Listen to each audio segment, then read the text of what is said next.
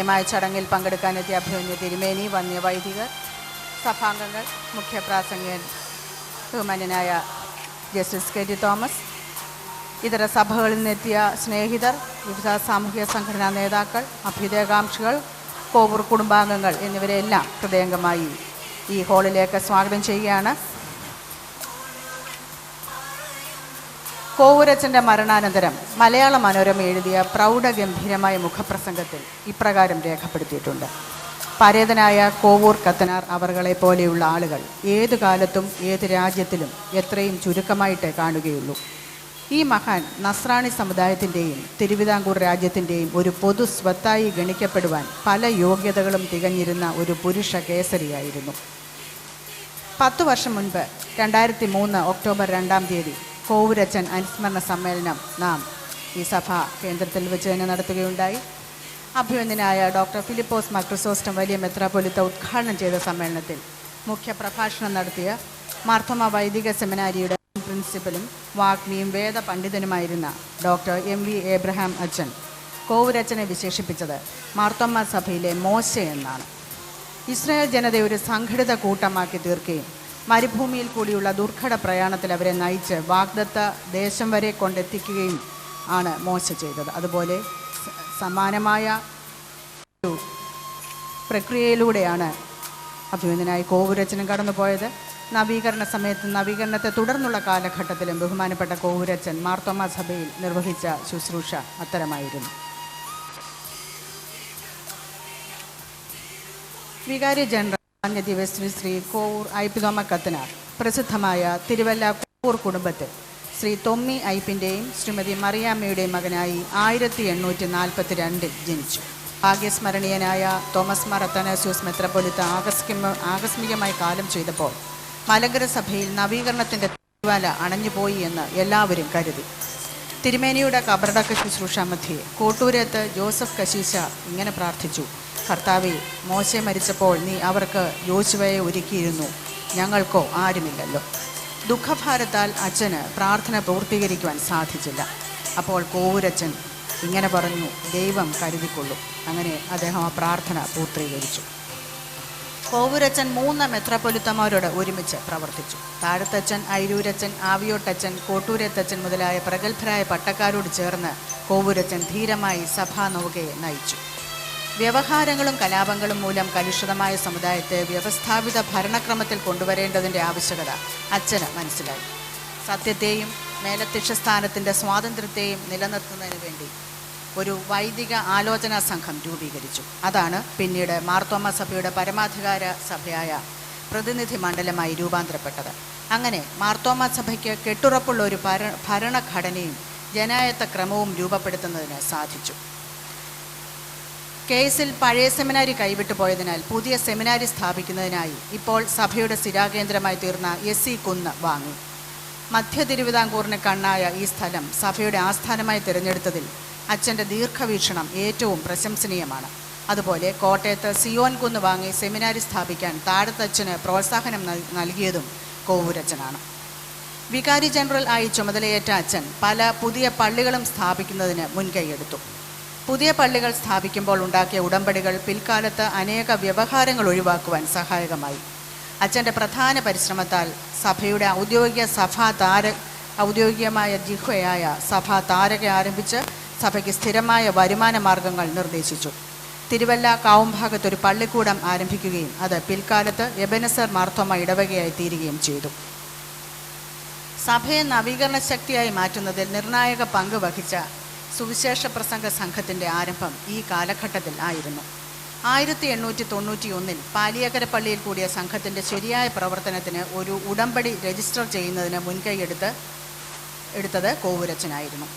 Thiruvalla panchayat പുരയിടത്തിൽ ഇന്നറിയപ്പെടുന്ന SC സെമിനാരി കെട്ടിടം പണിയുന്നതിനുള്ള ഏർപ്പാടുകളും അദ്ദേഹം ചെയ്തു. ദത്തോസ് അച്ഛൻ്റെ സ്ഥാനാരോഹണ ശുശ്രൂഷയോട് അനുബന്ധിച്ചുണ്ടായ പ്രശ്നങ്ങളിൽ കോവൂരച്ചൻ കാണിച്ച ബുദ്ധിസാമർഥ്യവും നയചാതുരിയും അന്നത്തെ ജില്ലാ ജഡ്ജി അങ്ങേയറ്റം പ്രശംസിച്ചു. ദത്തോസ് അച്ഛനെ മലങ്കര തീത്തൂസ് 1 മെത്രാപ്പൊലിത്തയായി വാഴിക്കുവാൻ കോവൂരച്ചനും താഴത്തച്ഛനും വഹിച്ച പങ്ക് വർണ്ണനാതീതമാണ്. ഏബ്രഹാം മാർത്തോമായെ എപ്പിസ്കോപ്പ സ്ഥാനത്തേക്ക് തിരഞ്ഞെടുക്കുന്നതുവരെയുള്ള സഭയുടെ ചരിത്രത്തിൽ കോവൂരച്ചൻ മുഖ്യ പങ്ക് വഹിച്ചു. അഭിവന്യ ഗീവർഗീസ് മാർ അത്താനാസ്യോസ് തിരുമേനി, ദിവ്യശ്രീ വർഗീസ് ഫിലിപ്പ് കശീശ, ശ്രീ തോമസ് കോവൂർ, KN നായിക്, സദസ്സിലുള്ള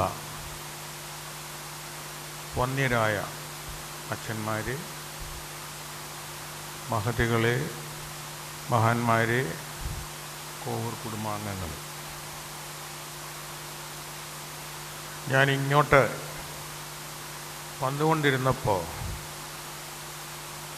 ഞങ്ങളുടെ കൂടെ നൈനാൻ കോവൂർ ഉണ്ടായിരുന്നു. അദ്ദേഹം ഇവിടെ അടുക്കാറായപ്പോൾ എന്നോട് പറഞ്ഞു, പ്രതീക്ഷിച്ചിരുന്ന 2 പ്രസംഗകർ ഗൾഫിലായിപ്പോയതുകൊണ്ട് എത്തുകയില്ല, അതുകൊണ്ട് അവരുടെയും കൂടെ സമയം എടുത്തു വേണം പ്രസംഗിക്കാനെന്ന് പറഞ്ഞു. ഇവിടെ ഞാൻ എത്തിക്കഴിഞ്ഞപ്പോൾ വീണ്ടും പ്രസംഗത്തിന് കണ്ട 2 പേര് ഇന്നിവിടെ ഹാജരാകുന്നതല്ല എന്ന് എന്നെ ശ്രീ അയ്യപ്പ് അറിയിച്ചു. അവരുടെയും കൂടെ സമയം ഞാൻ എടുക്കണമെന്ന് ഭാഗ്യത്തിന് അദ്ദേഹം പറഞ്ഞില്ല. ഞാൻ കോവൂരച്ചൻ്റെ 1ാമത്തെ ചരമ അനുസ്മരണ സമ്മേളനം ഇവിടെ നടത്താനായിട്ട് ക്ഷണിക്കപ്പെട്ടത് മാർത്തോമാ സഭയിലെ അറിയപ്പെട്ടിട്ടുള്ള, ചരിത്രത്തിലെ അറിയപ്പെട്ടിട്ടുള്ളതിലെ ഏറ്റവും വലിയ വാഗ്മിയായ ഫിലിപ്പോസ് മാർ ക്രിസോസ്റ്റം തിരുമേനി ആയിരുന്നു എന്നെനിക്കറിയാം. 2ാമത്തെ പ്രഭാഷണത്തിനായി അവർ തിരഞ്ഞെടുത്തത് മാരാമൺ കൺവെൻഷനിൽ ആൾക്കാരെത്തുന്നത് ഒരു ഇൻഡെക്സായിട്ട് എടുക്കുകയാണെങ്കിൽ ക്രിസോസ്റ്റം തിരുമേനിയുടെ പ്രസംഗം കഴിഞ്ഞാൽ ഏറ്റവും കൂടുതൽ ആൾക്കാരെ ആകർഷിക്കുന്ന പ്രസംഗത്തിൻ്റെ ഉടമയായ ഗീവർഗീസ് മാർ അത്താനാസ്യോസ് തിരുമേനിയാണ് എടുത്തിരിക്കുന്നത്. ഞാൻ മനസ്സുകൊണ്ട് ആഗ്രഹിച്ചു, ഇന്ന് വരാത്തവരുടെ പ്രസംഗത്തിൻ്റെ സമയം ഇന്ന് അത്താനാസ്യോസ് തിരുമേനിയും കൂടെ അത് എടുക്കുകയാണെങ്കിൽ അത് നന്നായിരുന്നേനെന്ന് ആലോചിച്ചു. പക്ഷേ തിരുമേനി എല്ലായ്പ്പോഴും പ്രസംഗത്തിന് അദ്ദേഹം തയ്യാറായിട്ടേ വരുള്ളൂ. അതാണ് അദ്ദേഹത്തിൻ്റെ പ്രസംഗത്തിൻ്റെ ഒരു പ്രധാനപ്പെട്ടത്. അദ്ദേഹത്തിൻ്റെ കയ്യിൽ ഒരു കടലാസം കാണുകയില്ല. ഒരു കടലാസമില്ലെങ്കിലും നിരർഗളമായി വാഗ്ധോരണി ഒഴുക്കാനുള്ള ഒരു ശക്തി അദ്ദേഹത്തിന് ദൈവം തമ്പുരാൻ കൊടുത്തത് തിരുമേനി ആയതിന് ശേഷമല്ല. അദ്ദേഹം എൻ്റെ വികാരി അച്ഛനായിരുന്ന കാലത്ത് ഞങ്ങളത് നോട്ട് ചെയ്തതാണ്. എന്നെ ഇതിന് ക്ഷണിച്ചപ്പോൾ ബഹുമാന്യനായ തോമസ് കോവൂർ പറഞ്ഞു, കോവൂരച്ചനെ പറ്റി കൂടുതൽ അറിയാവുന്നയാൾ ഞാനാണെന്ന്. അതെങ്ങനെയാണ് അദ്ദേഹത്തിന് അത് മനസ്സിലായെന്നുള്ളത് എനിക്കറിയാൻ പാടില്ല. ഞാൻ ജനിക്കുന്നതിന് 10 വർഷം മുമ്പേ കോവൂരച്ചൻ നിര്യാതനായി കഴിഞ്ഞു. ഞാൻ ജനിച്ചു കഴിഞ്ഞ് 10 വർഷം കഴിഞ്ഞതിന് ശേഷമാണ് കോവൂരച്ചനെ പറ്റി ഞാൻ കേൾക്കാൻ തുടങ്ങിയത്. അപ്പോൾ കേട്ടാലെങ്കിലല്ലേ മനസ്സിലാവുള്ളൂ. എന്നാൽ ഒരു സ്മരണപ്രസംഗം നടത്തുന്ന സമയത്ത് സ്മര്യപുരുഷനെ നേരിട്ട് അറിയണമെന്ന് നിർബന്ധമില്ലാത്തതിൻ്റെ തെളിവാണ് 1ാമത്തെ അനുസ്മരണ സമ്മേളനത്തിന് തിരഞ്ഞെടുത്ത ഫിലിപ്പോസ് മാർ ക്രിസോസ്റ്റം തിരുമേനിയും മുഖ്യപ്രസംഗകനായി അന്ന് വന്നിരുന്ന മുൻ വൈദിക സെമിനാരിയുടെ പ്രിൻസിപ്പൽ MB എബ്രഹാം അച്ഛനും നടത്തിയ പ്രസംഗങ്ങൾ റെക്കോർഡ് ചെയ്തത് കേൾക്കുവാനായിട്ട് എന്നെ ക്ഷണിക്കാൻ വന്നപ്പോൾ എനിക്കവർ തന്നു. ഞാനത് കേട്ടു. ഫിലിപ്പോസ് മാർ ക്രിസോസ്റ്റം തിരുമേനിയുടെ പ്രസംഗം എന്നെ അത്ഭുതപ്പെടുത്തിയില്ല. കാരണം അദ്ദേഹം എവിടെ പ്രസംഗിച്ചാലും അദ്ദേഹത്തിൻ്റെ പ്രസംഗം എന്ന് പറയുന്നത് വ്യതിരിക്തമായ ഒരു പ്രസംഗമാണ്. എന്നാൽ അത് കഴിഞ്ഞ് ME എബ്രഹാം അച്ഛൻ നടത്തിയ പ്രസംഗം കണ്ടപ്പോൾ തിരുമേനിയോട് കടപിടിക്കാൻ ഏതുകൊണ്ടും സാധിക്കുന്ന പ്രസംഗമായി മാറ്റിയെടുക്കാൻ ME എബ്രഹാം അച്ഛൻ അത് സാധിച്ചു എന്നുള്ളതാണ്. ക്രിസോസ്റ്റം തിരുമേനിയുടെ പ്രസംഗം തുടങ്ങിയത് കോവൂരച്ഛൻ കോവൂർ കുടുംബത്തിൻ്റെ വകയാണെന്ന് കോവൂരുകാർക്ക് ഒരു മനോഭാവമുണ്ട്. അത് തെറ്റാണ് എന്ന് പറഞ്ഞുകൊണ്ടാണ് അദ്ദേഹം അവസാനിപ്പിച്ചത്. കോവൂരച്ഛൻ മാർത്തോമാ സഭയുടെ പൈതൃകമാണ്, അദ്ദേഹം മാർത്തോമാ സഭയുടെ സ്വത്താണെന്ന് പറഞ്ഞു. എം.വി. എബ്രഹാമച്ചൻ്റെ പ്രസംഗത്തിൻ്റെ ഉടനീളം വളരെ ശക്തമായ ഭാഷയിൽ പറഞ്ഞിട്ട് അദ്ദേഹം അവസാനിപ്പിക്കുന്നതിന് ഉദ്ധരിച്ചത് ഷേക്സ്പിയർ എഴുതിയ ജൂലിയസ് സീസർ എന്ന മഹാകാവ്യത്തിലെ അനശ്വരനായ മാർക്ക് ആൻ്റണി എന്ന വാഗ്മി ജൂലിയസ് സീസറിൻ്റെ ശവസംസ്കാര വേളയിൽ നടത്തിയ പ്രസംഗത്തിൻ്റെ അവസാനത്തെ വാക്ക്. Here was a Caesar, when will come such another? വാസ്തവത്തിൽ അത് ആ പ്രസംഗം ഞാൻ റെക്കോർഡ് ചെയ്തത് കേട്ടപ്പോൾ ഒരു അലയടികൾ മനസ്സിൽ വരികയായിരുന്നു. അത്ര ശക്തിമത്തായ ഭാഷയിൽ പറയുകയാണ്, ഇനി അതുപോലെ ആര് വരും? വളരെ അർത്ഥവത്തായൊരു ചോദ്യമായിരുന്നു ഇത്. ഇനി അതുപോലെ ആര് വന്നിട്ടുണ്ട്, ഇനി അതുപോലെ ആര് വരും? കോവൂരച്ഛനെ പറ്റി ഓർക്കുമ്പോൾ ഇനി അതുപോലെ ഒരാൾ വന്നിട്ടുണ്ടോ എന്ന് ചോദിച്ചാൽ ഉണ്ടെന്ന് പറയാൻ ധൈര്യപ്പെടുന്ന ഒരാൾ മാർത്തോമാ സഭയിലില്ല. ഇനി അതുപോലെ ഒരാൾ വരുമോ എന്ന് ചോദിച്ചാൽ വരാൻ സാധ്യതയുണ്ടെന്ന് പറയാനുള്ള പ്രവാചക ദൗത്യം എനിക്കുമില്ല, അതുള്ളവരാരും നിങ്ങളാരും ഇല്ലെന്ന് എനിക്കറിയാം. ഈ കോവൂരച്ഛന് മലങ്കര യാക്കോബായ സഭയിലെ നവീകരണം നടക്കുന്ന കാലത്ത് അദ്ദേഹത്തിൻ്റെ മുമ്പിൽ 2 പോംവഴികളായിരുന്നു. ഒന്ന്, മലങ്കര യാക്കോബായ സഭയിൽ തന്നെ തുടരുക. 2, നവീകരണ സഭയായി ആരംഭിച്ചിരിക്കുന്ന ബാലാരിഷ്ടതകളിൽ കൂടെ മാത്രം കടന്നുപോയിക്കൊണ്ടിരുന്ന അനിശ്ചിതമായ ഭാവി മാത്രമുള്ള, എന്താണ് സംഭവിക്കുന്നതെന്ന് അദ്ദേഹത്തിന് പോലും നിശ്ചയമില്ലാത്ത ഒരു സമൂഹത്തിലേക്ക് കടന്നു പോവുക. ആദ്യത്തേതായിരുന്നു അദ്ദേഹം സ്വീകരിച്ചിരുന്നെങ്കിൽ അദ്ദേഹം പിൽക്കാലത്ത് ആരായി തീരുമായിരുന്നു എന്ന് ഞാൻ ഓർത്തിട്ടുണ്ട്. മലങ്കര യാക്കോബായ സഭയിൽ വീണ്ടും തുടർന്ന് പോയിട്ടുള്ള ആളുകളിൽ ഇന്ന് ജീവിച്ചിരിപ്പുള്ളവരിൽ അവരുടെ വൈദികരിൽ ഏറ്റവും ശ്രേഷ്ഠനായി അവർ കരുതുന്ന കണിയാമ്പറമ്പിൽ കുര്യൻ കോറപ്പിസ്കോപ്പ, അദ്ദേഹത്തിന് കോറപ്പിസ്കോപ്പ എന്ന് പദം കൊടുത്തത് കൊണ്ടും മതിയാകാത്ത സഭ ആർച്ച് കോറപ്പിസ്കോപ്പ എന്നൊരു പദവും കൂടെ ഈ അടുത്ത കാലത്ത് കൊടുത്ത് ആദരിച്ചു.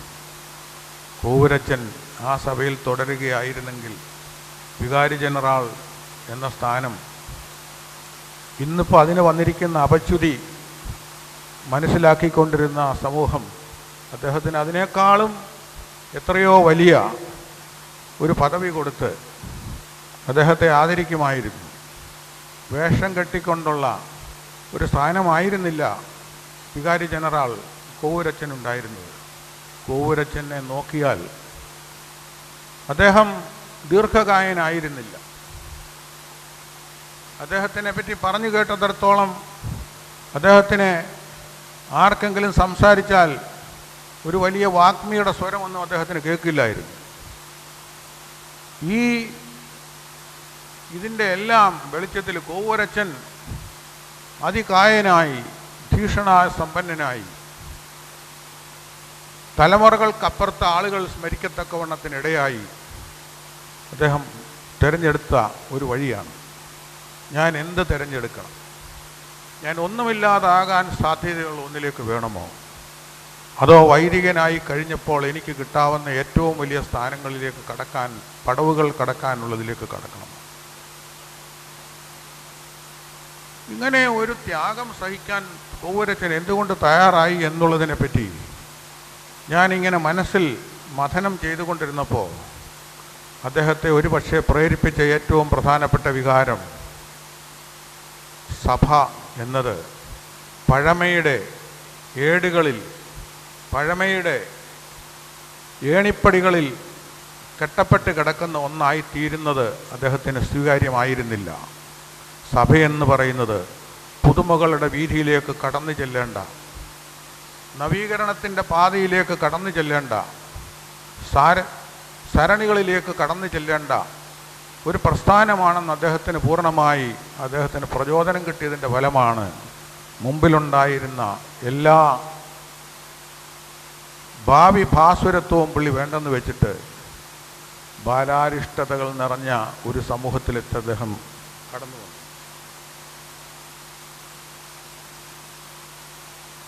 അച്ഛൻ്റെ കഴിവുകളെയും അച്ഛൻ്റെ നേതൃത്വ പാടവത്തെയും അച്ഛൻ്റെ കുശാഗ്ര ബുദ്ധിയെയും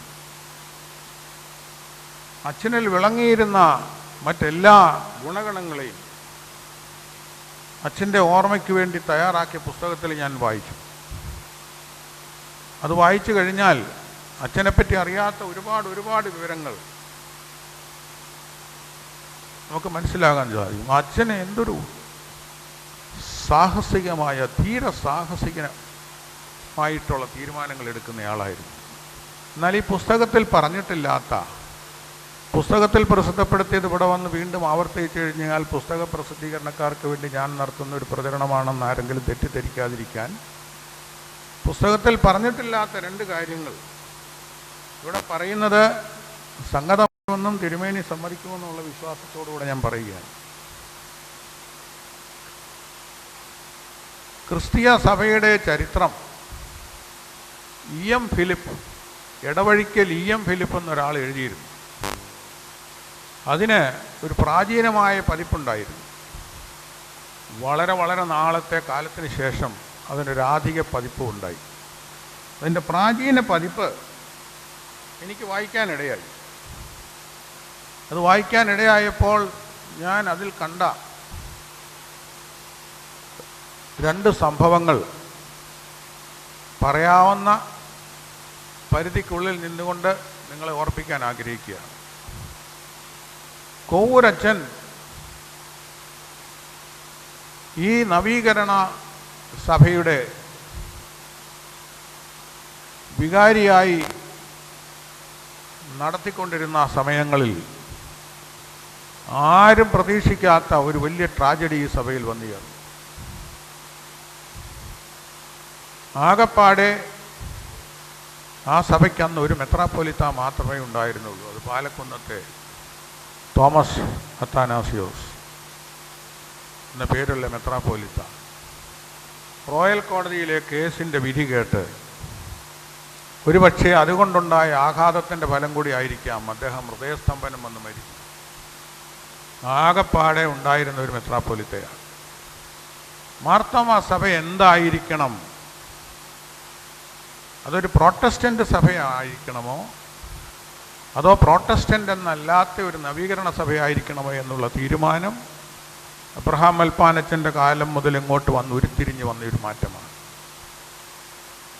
അന്നത്തെ വൈദിക ശ്രേഷ്ഠന്മാർ കണ്ടുപിടിച്ചത് മാർത്തോമാ സഭ ഒരു പ്രോട്ടസ്റ്റൻ്റ് സഭയല്ല. പ്രോട്ടസ്റ്റൻ്റ് സഭ എന്ന് പറയുന്നത് റോമൻ കാത്തലിക് സഭയിലുണ്ടായ പ്രൊട്ടസ്റ്റിൻ്റെ ഫലമായി രൂപീകരിച്ചതാണെങ്കിൽ മാർത്തോമാ സഭ ഉരുത്തിരിഞ്ഞത് മലങ്കര യാക്കോബായ സഭയിലുണ്ടായ നവീകരണത്തിൻ്റെ ഫലമായി രൂപീകരിക്കപ്പെട്ടതാണ്. ഒന്നൊരു പാശ്ചാത്യ സഭയുടെ ഒരു സന്തതിയാണെങ്കിൽ മറ്റേതൊരു പൗരസ്ത്യ സഭയുടെ അനന്തരഗാമിയായി വരേണ്ടതാണെന്ന് മനസ്സിലായി. അതുകൊണ്ട് പൗരസ്ത്യ സഭയ്ക്ക് വേണ്ടുന്ന എല്ലാ ചിട്ടകളും അവർ നിർബന്ധപൂർവ്വം കണക്കാക്കി. നവീകരണമായതുകൊണ്ട് അന്നത്തെ ആംഗ്ലിക്കൻ സഭയിൽ ചേർന്ന് ലയിച്ച് തീരാൻ സാധിക്കുമായിരുന്ന സാഹചര്യവും നിറഞ്ഞ കൈകളോടുകൂടെ അവിടുത്തെ നേതാക്കന്മാർ ക്ഷണിച്ചുകൊണ്ടിരുന്നപ്പോഴും അതിലേക്ക് കടത്തിവിടാതെ മാർത്തോമാ സഭ എന്ന് പറയുന്നത് ഒരു പ്രത്യേക ദൗത്യത്തിൻ്റെയും അതുകൊണ്ട് ദൈവം ഉദ്ദേശിക്കുന്നത് ഒരു പ്രത്യേകമായിട്ടുള്ള ആഹ്വാനത്തിൻ്റെയും ഫലമാണെന്ന് വിശ്വസിച്ചിരുന്ന ഈ പട്ടക്കാർ അദ്ദേഹത്തോടൊപ്പം പ്രവർത്തിക്കാൻ അദ്ദേഹത്തിന് കിട്ടിയത് അതുപോലെ തന്നെ ഉജ്ജ്വലനായിരുന്ന മറ്റൊരു പട്ടക്കാരനെയാണ്. അഭിമന്യനായ തിരുമേനി അദ്ദേഹത്തിൻ്റെ പേര് ഇവിടെ പറഞ്ഞു. താഴത്ത് ചാണ്ടപ്പിള്ള കത്തനാർ. തിരുവല്ലായിൽ SC കുന്ന് മാർത്തോമാ സഭയ്ക്ക് വേണ്ടി നേടാൻ കോവൂരച്ചന് സാധിച്ച പോലെ തന്നെ കോട്ടയത്ത് നഷ്ടപ്പെട്ട പഴയ സെമിനാരിക്ക് പകരം മാർത്തോമാ സഭയ്ക്ക് ഒരു വൈദിക സെമിനാരി നേടാൻ സാധിച്ചയാളാണ്. മറ്റൊരു മാർഗവുമില്ലാത്ത കാലത്ത് അവർ വിശ്വസിച്ചിരുന്നത് ശ്ലൈഹികമായ പത്രോസിൻ്റെ സിംഹാസനത്തിൽ നിന്നും പരമ്പരാഗതമായി വന്ന അന്ത്യോക്യാസ് പാത്രിക്കീസിൻ്റെ പട്ടം കിട്ടിയവർക്ക് മാത്രമേ മെത്രാൻ സ്ഥാനം കൊടുക്കാൻ സാധിക്കുമെന്ന് വിശ്വസിച്ചിരുന്ന ഒരു തലമുറയിൽ ആകെ ഉണ്ടായിരുന്ന ഒരു മെത്രാപ്പോലിത്ത മരിച്ചപ്പോൾ ദിവംഗതനായപ്പോൾ കേവലം ഉപദേശിമാരുടെ ഒരു സഭയായി കൂട്ടമായി മാറിക്കൊള്ളുമെന്ന് വിചാരിച്ചിരുന്ന ഇതര സഭകളിലെ ആളുകളെ അമ്പരപ്പിച്ചുകൊണ്ട് കോവൂരച്ചൻ ഒരു തീരുമാനം കൈക്കൊള്ളുകയായിരുന്നു. കോവൂരച്ചൻ മനസ്സിലാക്കി ഈ പട്ടത്വത്തിൻ്റെ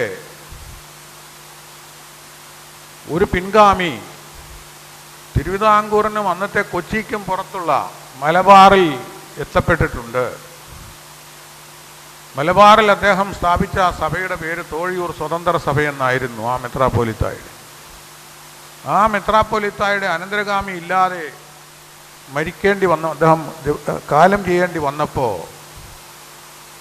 മാർത്തോമാ സഭയ്ക്ക് പ്രചോദനവും ജീവനും നൽകുന്നതിന് അന്നത്തെ ആദ്യത്തെ പാലക്കുന്നത്തെ മത്യൂസ് അത്താനാസിയോസ് തോഴിയൂർ പോയി പട്ടം കൊടുത്താക്കിയ അദ്ദേഹത്തിൻ്റെ അനന്തരഗാമികൾ അവിടെ ഉണ്ട് എന്ന് കോവൂരച്ചന് മനസ്സിലായി.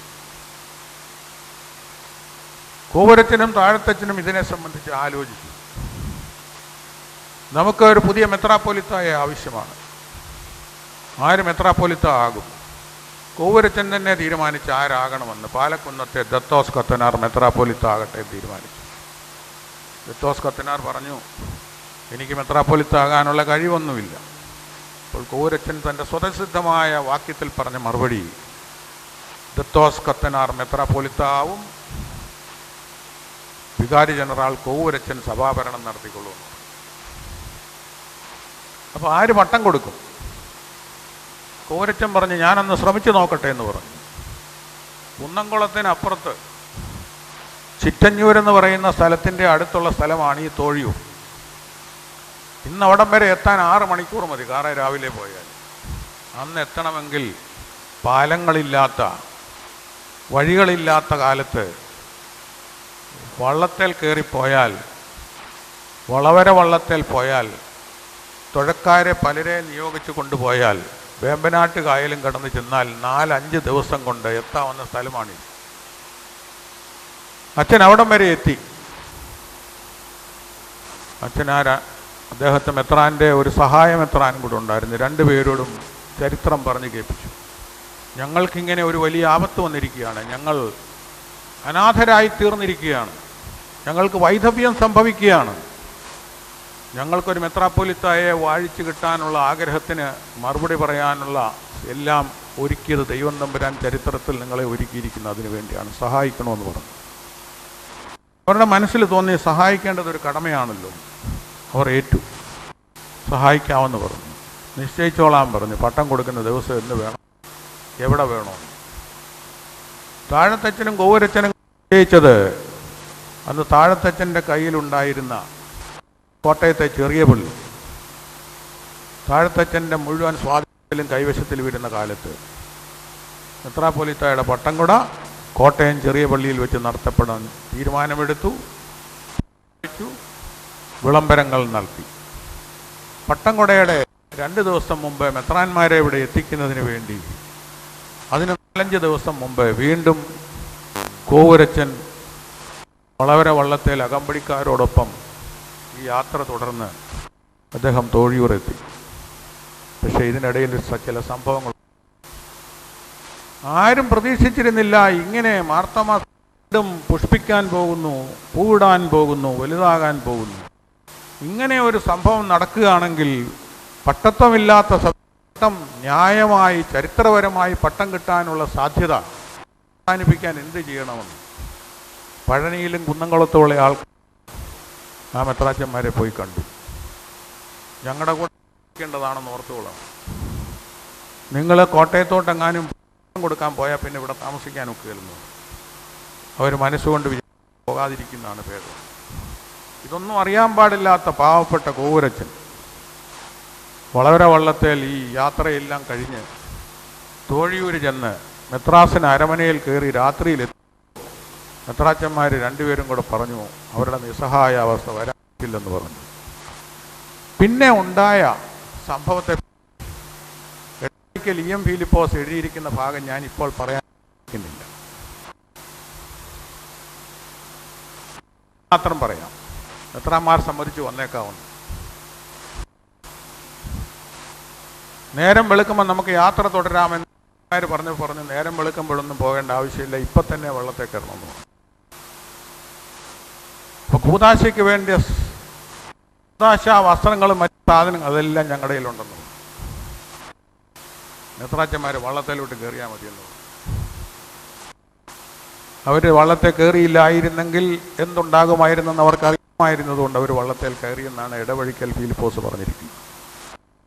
ഒരു വള്ളത്തെ കയറി, വള്ളം തുഴഞ്ഞ് നേരം വെളുക്കാറായപ്പോൾ കായലിലെത്തി. നേരം വെളുത്തപ്പോൾ മെത്രാച്ചന്മാരെ രണ്ടുപേരെയും കൂടെ ഉണ്ടായിരുന്ന അച്ഛനെയും കാണുന്നില്ലെന്നൊരു സംഭവം അവിടെയുള്ള ആൾക്കാർ അറിഞ്ഞു. ഓടി വന്നപ്പോൾ അവർക്ക് മനസ്സിലായി കാണുന്നില്ലെങ്കിൽ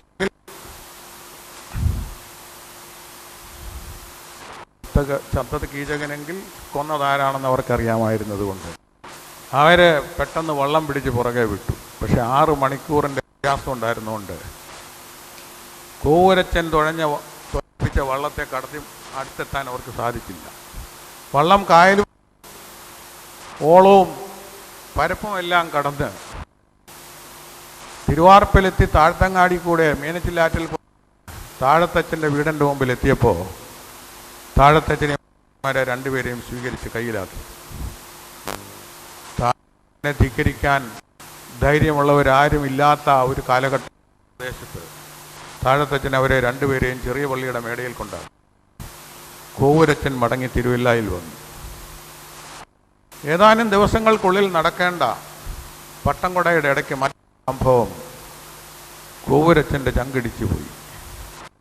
കോട്ടയത്ത് പോലീസ് സൂപ്രണ്ടായിരുന്ന സായിപ്പിനെ കോട്ടയത്തുണ്ടായിരുന്ന ഇതര സഭക്കാർ ശക്തമായി വന്ന് ഇവിടെ വലിയ അപകടമുണ്ടാകാൻ പോവുകയാണ്, ഈ പട്ടംകൊട നടന്നാൽ ഇവിടെ കുരിച്ചിലുണ്ടാകുമെന്ന് പറഞ്ഞതിനെ തുടർന്ന് അദ്ദേഹം ഒരു നിരോധനം പുറപ്പെടുവിച്ചു. പട്ടംകൊട നടത്താൻ പാടില്ല. ഈ നിരോധനാജ്ഞ പുറപ്പെടുവിച്ചതിന് ശേഷം എല്ലാവരും കോവൂരച്ചനെ അറിയിക്കാൻ വേണ്ടി തിരുവല്ലയിലെത്തി. കോവൂരച്ചനും സ്തംഭിച്ചു പോയി. പക്ഷേ അദ്ദേഹം ഭഗ്നാശനായില്ല. അദ്ദേഹം അന്ന് കോട്ടയത്തോട്ട് പോയിരുന്ന അതേ വാഹനത്തിൽ തന്നെ, കാളവണ്ടിയിൽ തന്നെ കോട്ടയത്ത്. അദ്ദേഹം സായിപ്പിനെ പോയി കണ്ടു. സായിപ്പിനോട് പറഞ്ഞു താൻ ആരാണെന്ന് പറഞ്ഞു. സായിപ്പ് ഇംഗ്ലണ്ടിൽ നിന്ന് വന്ന സായിപ്പ് നവീകരണത്തിൻ്റെ ഒരു ഭാഗമായി മാറിയ ഒരു സഭയുടെ ഒരു മേൽപ്പട്ടക്കാരനെ നിയോഗിക്കുന്നതിന് ഞങ്ങൾ നടത്തിയ യജ്ഞത്തിൻ്റെ ചരിത്രങ്ങളെല്ലാം പറഞ്ഞു. ഇംഗ്ലണ്ടിലെ പ്രൊട്ടസ്റ്റന്റ് സഭക്കാരനായിരുന്ന സായിപ്പിന് സംഗതി മനസ്സിലായി. കോവൂരച്ചന് അറിയാമായിരുന്ന ഇംഗ്ലീഷ് ഭാഷയിൽ കോവൂരച്ചൻ പറഞ്ഞൊപ്പിച്ചത് മുഴുവനും സായിപ്പിനെ വളരെ ആകർഷിച്ചു. സായിപ്പ് പറഞ്ഞു, ഞാൻ ഏറ്റിരിക്കുന്നു നിരോധനാജ്ഞ, ഞാൻ നീക്കുകയാണെന്ന് പറഞ്ഞു. അദ്ദേഹം നീക്കി. പട്ടംകൊട നടന്നു. റംബാൻ പട്ടംകൊടയും 2-3 ദിവസത്തിന് ശേഷം മെത്രാപ്പൊലിത്ത സ്ഥാനവും നടന്നു. ഇത് മുഴുവൻ ഞാൻ വായിച്ചതാണ് ഇടവഴിക്കൽ EM ഫിലിപ്പോസ് എഴുതിയ പുസ്തകത്തിൽ. പക്ഷേ ഇടവഴിക്കൽ EM ഫിലിപ്പോസിൻ്റെ പുസ്തകത്തിൻ്റെ ഏറ്റവും ഒടുവിലത്തെ പതിപ്പ് ഇപ്പോൾ എൻ്റെ കയ്യിലുണ്ട്. ഞാനതൊന്നുകൂടെ പുതുക്കാൻ വേണ്ടി എടുത്തപ്പോൾ ഈ ഭാഗം മുഴുവൻ അതിനകത്തുനിന്ന് മാറിയിട്ടുണ്ട്. ഒരുപക്ഷെ മാർത്തോമാ സഭയോടുള്ള ബഹുമാനം കൊണ്ടും നമ്മളെ വിഷമിപ്പിക്കണ്ടെന്നും കരുതി അതിൻ്റെ പുതിയ പ്രസാധകന്മാർ അത് മാറ്റിക്കളഞ്ഞതാണ്. ഇത് എവിടെങ്കിലും ഒന്ന് പറയണമല്ലോ.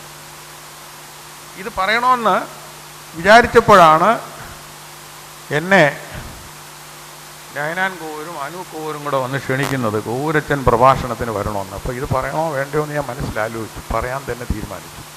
എന്നാൽ ചില കാര്യങ്ങൾ പറയാതിരിക്കേണ്ടത് ആവശ്യമായതുകൊണ്ട് ആ ഭാഗം ഞാൻ മറച്ചു വെക്കുകയാണ്. എന്തുണ്ടാകുമായിരുന്നു കോവൂരച്ചനില്ലായിരുന്നെങ്കിൽ മാർത്തോമാ സഭയിലെ പ്രിയപ്പെട്ട അച്ഛന്മാരെ, പ്രിയപ്പെട്ട അഭിമന്യനായ തിരുമേനി, ഇങ്ങനെ ഒരു സഭ ഉണ്ടാകുമായിരുന്നോ? കോവൂരച്ചൻ മാർത്തോമാ സഭയ്ക്കുണ്ടായിരുന്നു. കോവൂരച്ചൻ്റെ വലിപ്പം മനസ്സിലാക്കാൻ വേണ്ടി ഞാനിത് പറയാൻ കാരണം, ഇത്രയും സാഹസമായ നടപടികൾ കൈക്കൊള്ളാനായിട്ട് തയ്യാറാകുന്ന മറ്റാരെങ്കിലും അന്നോ ഇന്നോ സഭയിൽ ഉണ്ടാകുമായിരുന്നോ? അതുകൊണ്ടാണ് ക്രിസോസ്റ്റം തിരുമേനി പറഞ്ഞത്, കോവൂരച്ചൻ കോവൂർ കുടുംബക്കാരുടെ അല്ല, മാത്രമല്ല അവരുടേതും കൂടെ ആയിക്കോട്ടെ, കോവൂരച്ചൻ മാർത്തോമാ സഭയുടെ പൈതൃകം, മാർത്തോമാ സഭയുടെ നിധിയാണ്, മാർത്തോമാ സഭയാണ് കോവൂരച്ചൻ. കോവൂരച്ചനില്ലായിരുന്നെങ്കിൽ മാർത്തോമാ സഭ ഉണ്ടാകുമായിരുന്നില്ലെന്ന് ചരിത്രത്തിൽ നിന്ന് പറയാൻ സാധിക്കുന്ന ഒരു കാര്യം പറഞ്ഞതാണ്. ഇത്രയും പ്രയാസപ്പെട്ട ഒരു വ്യക്തി തൻ്റെ ജീവിതത്തിൽ ഇത്രയെല്ലാം ചെയ്യാൻ അദ്ദേഹത്തെ പ്രചോദിപ്പിച്ചത് എന്തായിരിക്കാം? ഞാൻ വീണ്ടും ആവർത്തിക്കട്ടെ, അദ്ദേഹത്തെ പ്രചോദിപ്പിച്ചത് സഭയുടെ നവീകരണ ആശയങ്ങളാണ്. സഭ നവീകരിക്കപ്പെടണമെന്നുള്ള അദ്ദേഹത്തിൻ്റെ ശക്തിമത്തായ പ്രചോദനമാണ്. അപ്പോൾ ഞാൻ ഇന്നൊന്ന് ചോദിക്കട്ടെ, കോവൂരച്ചനെ സ്മരിക്കുന്നത്, അദ്ദേഹം നടത്തിയിട്ടുള്ള ഈ ധീരകൃത്യങ്ങളെല്ലാം വീണ്ടും അയവിറക്കിക്കൊണ്ട് മാത്രം മതിയോ? കോവൂരച്ചനെ സ്മരിക്കേണ്ടത് ഏത് കാര്യത്തിനാണ് കോവൂരച്ചൻ നവീകരണ ഭാഗത്തേക്ക് നിലയുറപ്പിച്ചത്? ആ കാരണങ്ങൾ സഭയിൽ നിന്നുപോയോ, മുരടിച്ചു പോയോ, ഇല്ലാതെയായി തീർന്നോ? അതോ ഒരു കാലഘട്ടത്തിലുണ്ടായിരുന്ന ഒരു പ്രതിഭാസം മാത്രമാണോ നവീകരണം?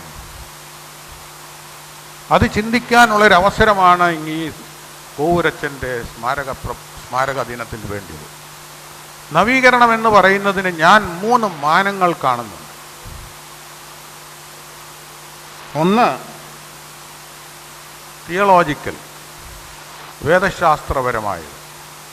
2, ലിറ്റാർജിക്കൽ, ആരാധനാക്രമ സംബന്ധമായത്. 3, സോഷ്യോളജിക്കൽ, സാമൂഹ്യപരമായിട്ടുള്ളത്. ഇത് 3ഉം നവീകരണത്തിൻ്റെ 3 മാനദണ്ഡങ്ങളാണ്. നമ്മൾ എങ്ങനെയാണ് കോവൂരച്ചനെ സ്മരിക്കേണ്ടത്? ഈ 3 മാനദണ്ഡങ്ങളിൽ കൂടെ വേണം. എങ്ങനെയാണ് കോവൂരച്ചന് ശേഷം ഈ നവീകരിക്കപ്പെട്ട മാർത്തോമാ സഭ കൂടുതൽ നവീകരിക്കപ്പെട്ടത് എന്ന് അപഗ്രഥിക്കാനുള്ള അവസരമായി ഇതിനെ എടുക്കണം.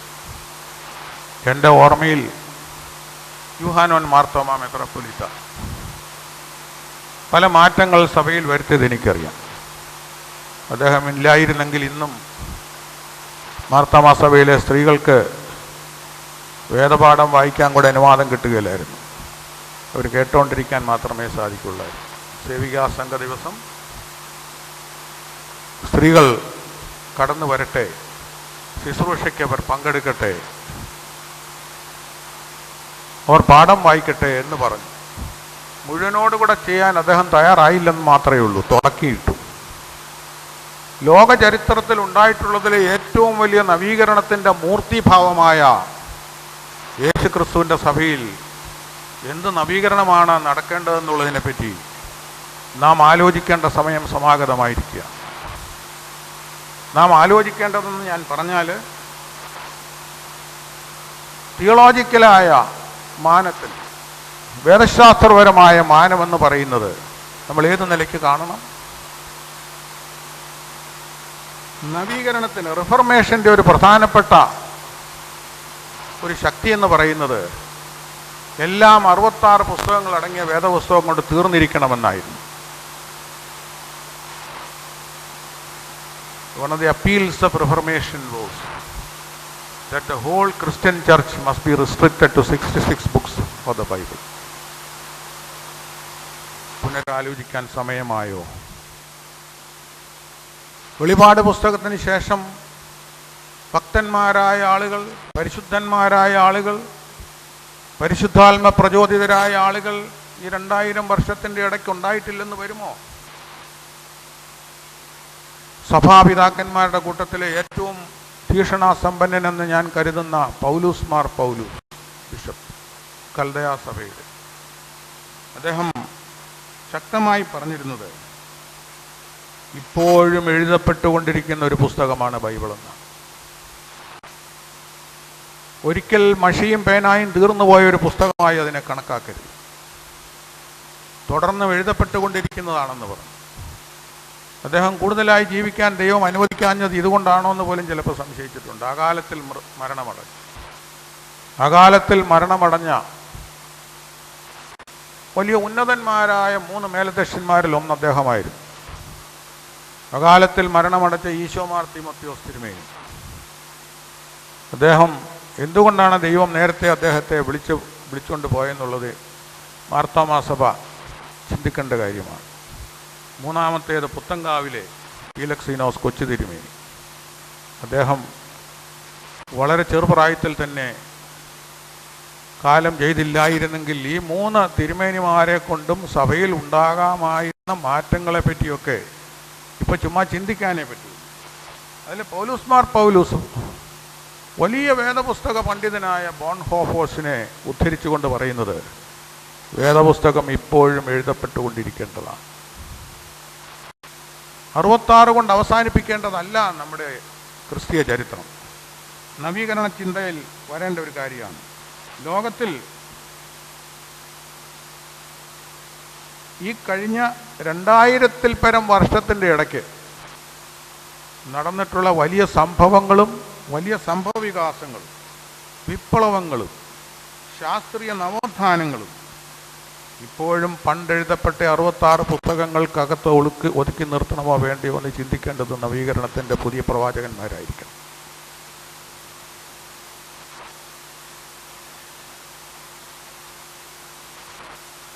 എങ്ങനെയാണ് 66 പുസ്തകങ്ങൾ മാത്രം മതിയെങ്കിലും അത് നവീകരിക്കപ്പെടേണ്ടത്, അത് ആധുനികരിക്കപ്പെടേണ്ടത് വ്യാഖ്യാനം വഴിയാണ്. വ്യാഖ്യാനം വഴി കഴുതപ്പുറത്ത് സഞ്ചരിച്ചിരുന്ന ഒരു കാലഘട്ടത്തിലേക്ക് എഴുതിയ ഒരു പുസ്തകം ചെറിയ ദൂരം ഒഴിച്ചാൽ ബാക്കി ദൂരം മുഴുവനും വിമാനത്തിൽ സഞ്ചരിക്കുന്ന ഒരു കാലഘട്ടത്തിൽ വന്നപ്പോൾ നമ്മൾ വ്യാഖ്യാനിച്ചത് മാറ്റും. മുകളിലേക്ക് നോക്കിയാൽ ആകാശവും ആകാശത്തിൻ്റെ മുകളിൽ സ്വർഗവുമാണെന്ന് വിശ്വസിച്ചിരുന്ന ഒരു കാലഘട്ടത്തിൽ നിന്നും വിമാനത്തിൽ പറന്നുയരുമ്പോൾ ആകാശവും കഴിഞ്ഞു പോയാൽ അവിടെ സ്വർഗമൊന്നുമില്ലെന്ന് മനസ്സിലായ ശാസ്ത്രീയ കാലഘട്ടത്തിൽ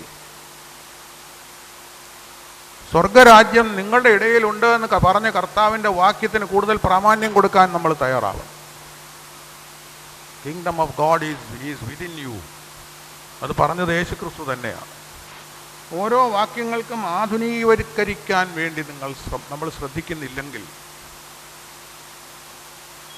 ലോക ചരിത്രത്തിൽ ഉണ്ടായിട്ടുള്ളതിലെ ഏറ്റവും വലിയ സംഭവം ഏതാണെന്ന് എന്നോട് ചോദിച്ചാൽ,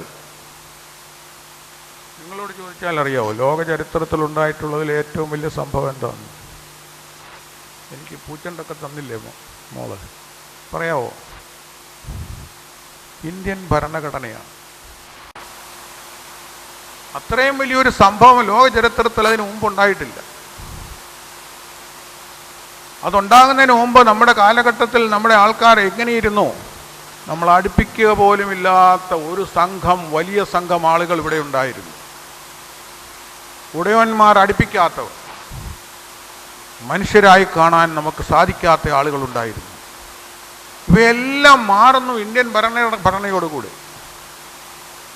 എല്ലാവരും നിയമത്തിൻ്റെ മുമ്പിൽ തുല്യരാണെന്ന് 565 നാട്ടുരാജ്യങ്ങളുടെ പ്രഭുക്കന്മാരായ രാജാക്കന്മാരുണ്ടായിരുന്നവരുടെ കിരീടം മുഴുവനും തെറിപ്പിച്ചുകൊണ്ട് ഭാരതം ഒന്നാക്കി കഴിഞ്ഞപ്പോൾ അവർക്കും എനിക്കും ഭരണാധികാരിയെ തിരഞ്ഞെടുക്കാനുള്ള അവകാശം ഒന്നാണെന്ന് പറയുന്ന ഭരണഘടന വന്നത് ലോക ചരിത്രത്തിൽ അത്ഭുതമാണ്. അന്ന് വയലിൽ വേലയെടുത്തിരുന്നവർക്ക് നമ്മുടെ മുറ്റത്ത് പോലും കയറാൻ അനുവാദമില്ലാതിരുന്ന ഒരു കാലഘട്ടത്തിൽ നിന്ന് മാറ്റങ്ങൾ എന്തെല്ലാം വന്നിട്ടുണ്ട്. അത് നമ്മുടെ തിയോളജിക്കൽ രംഗത്ത് ലിറ്റർജിക്കൽ രംഗത്ത് നമ്മൾ വരുത്തിയിട്ടുണ്ടോ? ഇന്നും മദ്ബഹായിൽ ശുശ്രൂഷകന്മാർക്ക് കയ്യസൂരി കൊടുക്കാൻ വിസമ്മതിക്കുന്ന ഒരു ഘട്ടത്തിൽ നിന്ന് നമ്മൾ മുമ്പോട്ട് പോകാൻ തയ്യാറാകുന്നില്ല. അവരിപ്പോഴും ഷെഡ്യൂൾ കാസ്റ്റായിട്ട് നിലകൊള്ളുകയാണ്. മറ്റൊരു വലിയ നവീകരണ സഭയിൽ ഇന്നലത്തെ വാർത്ത ഒരു ബിഷപ്പായി ഒരു സ്ത്രീ വന്നു എന്നാണ്. അവിടെയും നമുക്ക് വ്യാഖ്യാനത്തിന് വാക്കുകളില്ലേ? ആദിയിൽ സൃഷ്ടിച്ചവൻ അവരെ ആണും പെണ്ണുമായി സൃഷ്ടിച്ചു, അവർ രണ്ടല്ല ഒന്നത്രയെന്ന് പറഞ്ഞത് നമ്മുടെ കർത്താവാണ്. അങ്ങനെയല്ല, രണ്ടാണെന്ന് പറഞ്ഞിരുന്ന ഒരു സമൂഹത്തിൽ 2000 വർഷം മുമ്പാണ് പറഞ്ഞത്. ഈ 2000 വർഷത്തിൻ്റെ ഇടയ്ക്കുണ്ടായ സംഭവവികാസങ്ങൾ അതിഭയങ്കരമായിരുന്നു. എന്തിന് 2000 വർഷം? ഞാൻ ജനിച്ചതിന് ശേഷമുണ്ടായ സംഭവവികാസങ്ങൾ. എൻ്റെ അമ്മച്ചിക്ക് പള്ളിയിൽ കയറണമായിരുന്നെങ്കിൽ താഴത്തച്ഛൻ്റെ പള്ളിയിൽ പുറത്ത് നിൽക്കണമായിരുന്നു.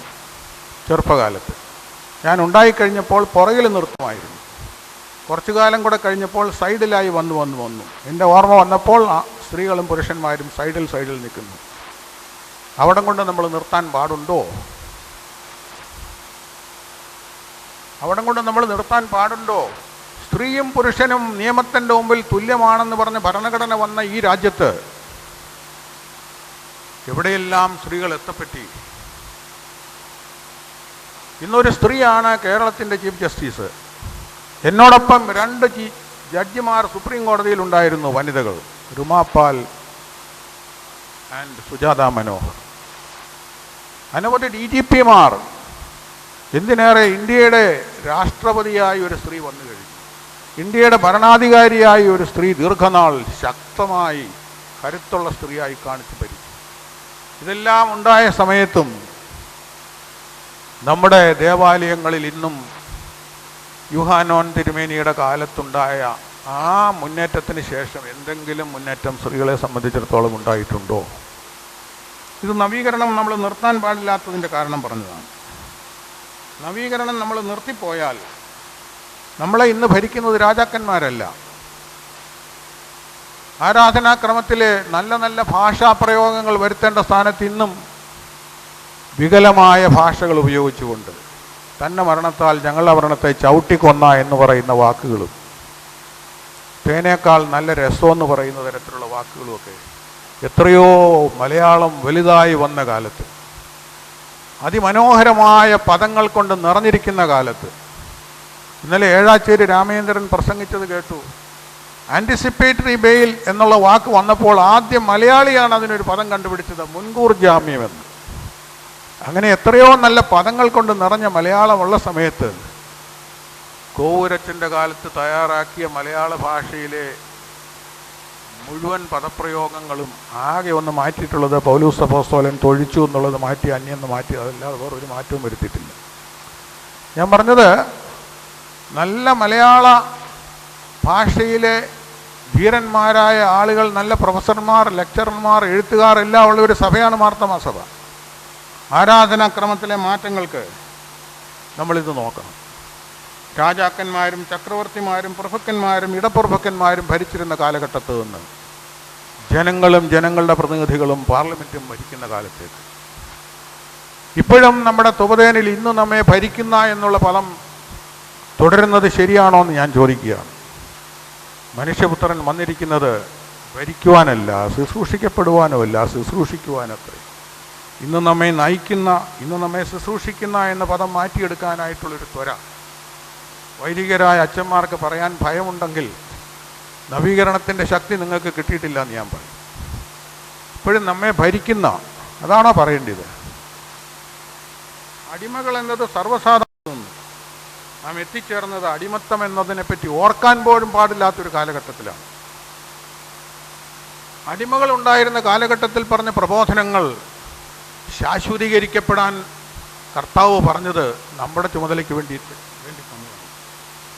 ഇത്രയും മാറിയ ലോകത്തിൽ നമ്മൾ ഇത്രയും മാറ്റങ്ങൾക്ക് വേണ്ടി നമ്മൾ നോക്കുന്നില്ലെങ്കിൽ ഈ കോവൂരച്ചനോട് നമ്മൾ ചെയ്യുന്നത് ഒരു വെറും സ്മരണപ്രസംഗം കൊണ്ട് അവസാനിപ്പിക്കാൻ നമ്മൾ തയ്യാറാകുകയാണ്.